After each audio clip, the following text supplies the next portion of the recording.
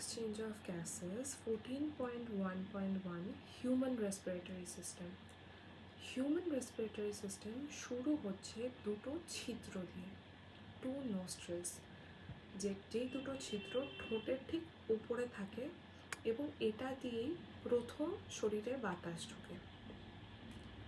এই দুটো ছিদ্র দিয়ে বাতাস ঢুকে একটি ঘরে যায়, একটি ঘরের মতন জায়গায় যায়, যে দুটোকে আমরা নেজাল চেম্বার বলি।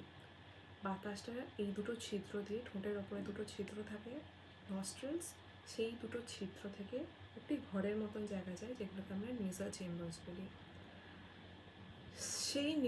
সেই ঘর থেকে বাতাসটা যায়, এয়ারটা যায় গলার ফ্যারিংসে, ফ্যারিংস দিয়ে যায় ল্যারিংসে, এবং তারপরে শ্বাসনালী মানে ট্র্যাকিয়া।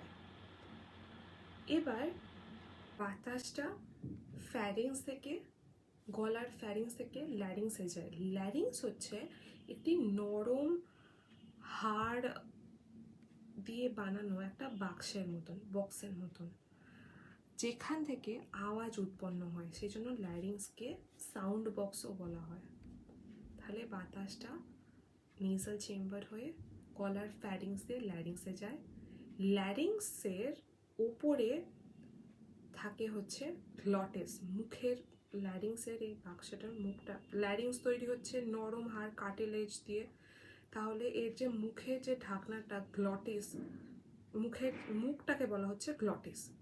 গ্লটিসের ওপর একটা ঢাকনা থাকে, ফ্ল্যাপ লাইক কার্টিলেজিনাস স্ট্রাকচার, এটাও নরম হাড়, তাই ওটার ওপরে যে ঢাকনাটা সেটাও নরম হাড় কার্টিলেজ দিয়ে তৈরি, সেটাকে আমরা বলা হয়, এই ঢাকনাটাকে বলা হচ্ছে এপিগ্লটিস। এই এপিগ্লটিসটাকে খাবারকে শ্বাসনালীতে ঢুকতে দেয় না, ট্র্যাকিয়াতে ঢুকতে দেয় না।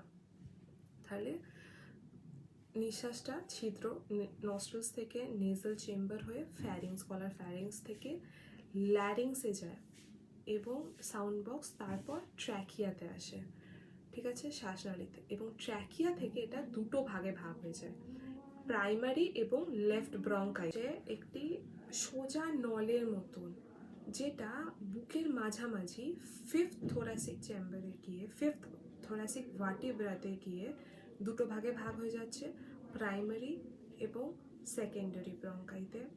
এবং সেই দুটো যে এরকম এই দুটো যে ব্রঙ্কাই দুটোতে ভাগ হচ্ছে, সেটা প্রচুর শাখা প্রশাখা আবার ভাগ হচ্ছে, সেইগুলোকে আমরা সেকেন্ডারি এবং টারশারি ব্রঙ্কিওলস বলে থাকি।